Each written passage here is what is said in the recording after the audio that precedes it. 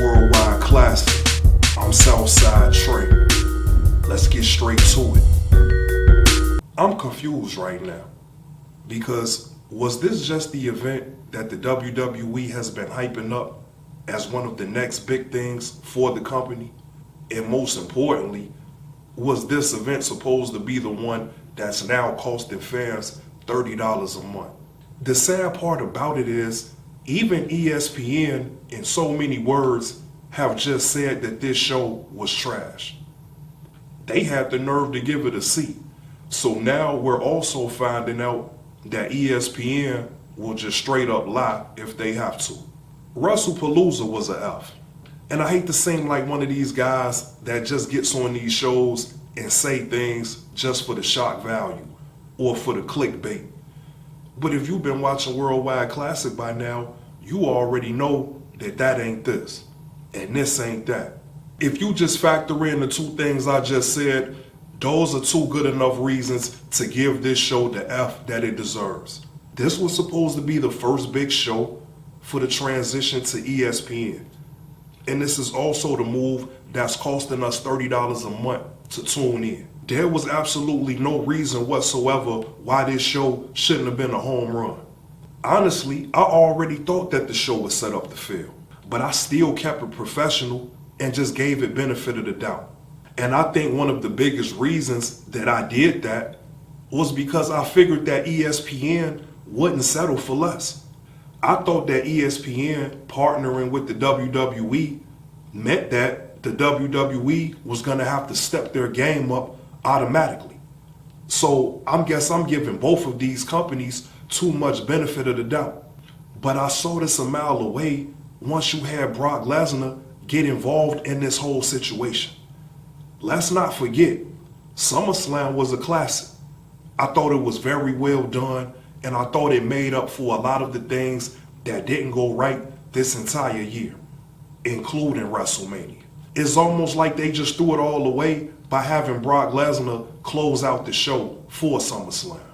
It didn't make any damn sense at all, and I voiced my frustrations about that situation. But even still, all I could do was give these people benefit of the doubt that they had a bigger story to tell, especially since John Cena only has a few dates left on his retirement tour. Because even when they started this silly event, Wrestlepalooza, the very first thing that these people did was basically kill John Cena. Maybe that seems a little bit too strong to say, but tell that to the little kids that they had crying in the crowd. I mean, for me, I'm kind of a f***ed up person, so I wasn't really tripping about the kids crying. The problem was having Brock Lesnar beat the hell out of John Cena the way he did at this event. It was some stupid shit. Point blank period. Again, this is John Cena's retirement tour, and the man only has about 4 or 5 dates left. What the hell is the WWE thinking about right now?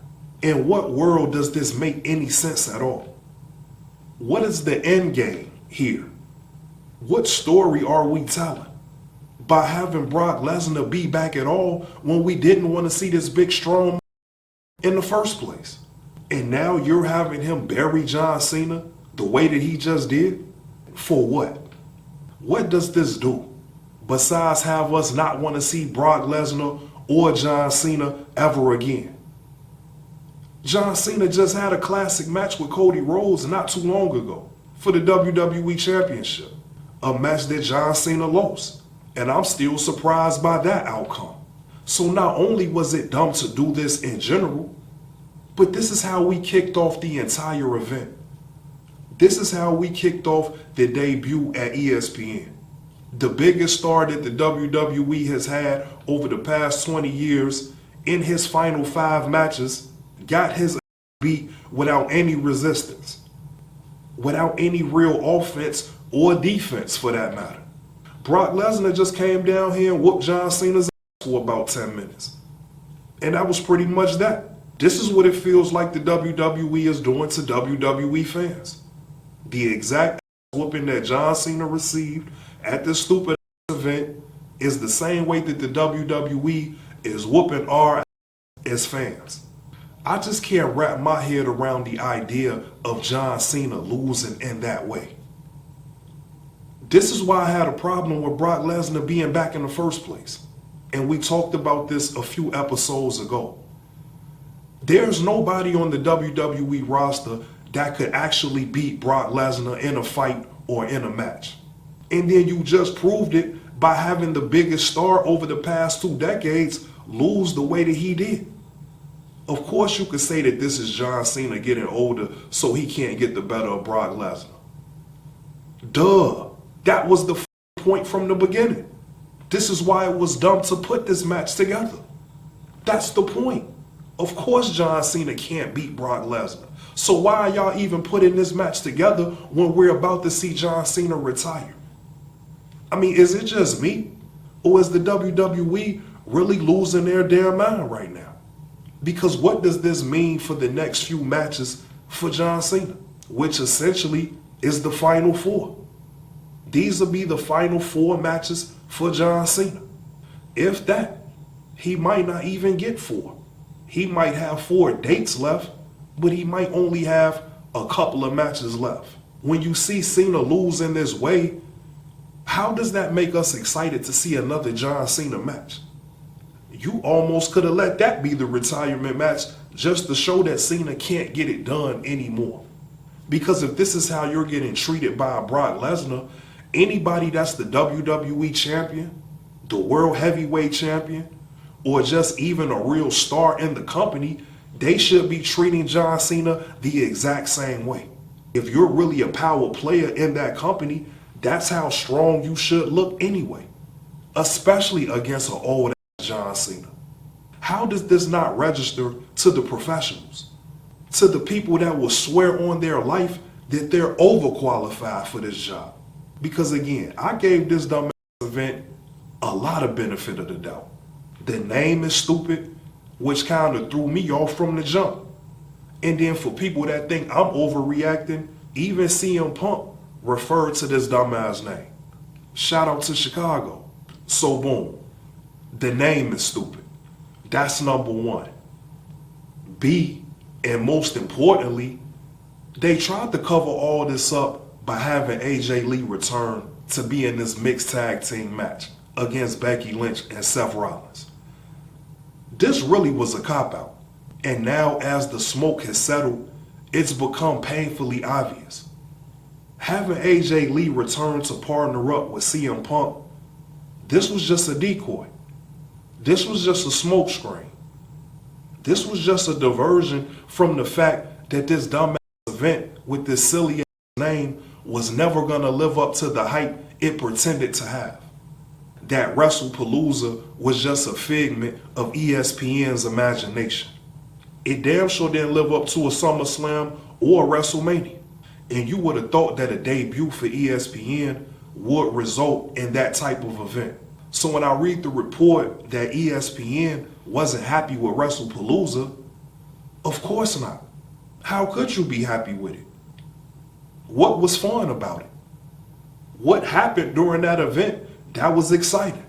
But are the WWE really that naive to think that bringing AJ Lee back was supposed to suffice for this subpar show? Because I'm really seeing that that's exactly what they thought. And as much as we love AJ Lee, and it was a good look to see her back with the company, that wasn't supposed to be the selling point for this event. That was just supposed to be a great highlight and a compliment to an even better show. I hate this for AJ Lee, because this was supposed to be a big night for her return. And it was, for that reason. The fans love AJ Lee, and I'm one of the fans. It's good to see her back in the company. And I hate how the failure of this show seems to overshadow what AJ Lee accomplished. She almost looked like she hadn't lost a step. And that's very impressive, being that she's been gone from this company over 10 years. I just don't see people pick up after a decade and still be that good. Because regardless of what anybody thinks about Becky Lynch and Seth Rollins, they're 2 of the best wrestlers in the company. At this point right now, I just don't understand why people are even still employed at the WWE. Many months ago, I spoke out about this. The last time the WWE returned from Saudi Arabia, I wished them safe travels back home, but I also said that they needed an emergency meeting to let people know that they're no longer employed for the WWE.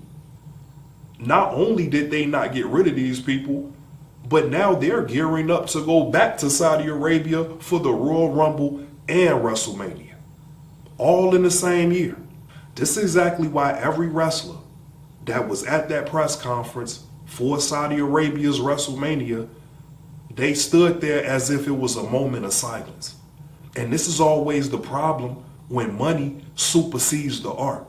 And that's why I never really wanted to see the WWE sell to another company in the first place. Every time money is the main focus, it's also the root of all evil. Leading up to this event, Triple H made a statement that Wrestlepalooza will have a lot of big moments and a couple of surprises. Unfortunately, that was just half true, because the only surprise that we got from Wrestlepalooza was how weak that really was. What's going on with it? I'm Southside Tre. Make sure you subscribe to my YouTube channel, Full-Time Digital House, and follow me on all social media, Southside_Tre. Appreciate y'all.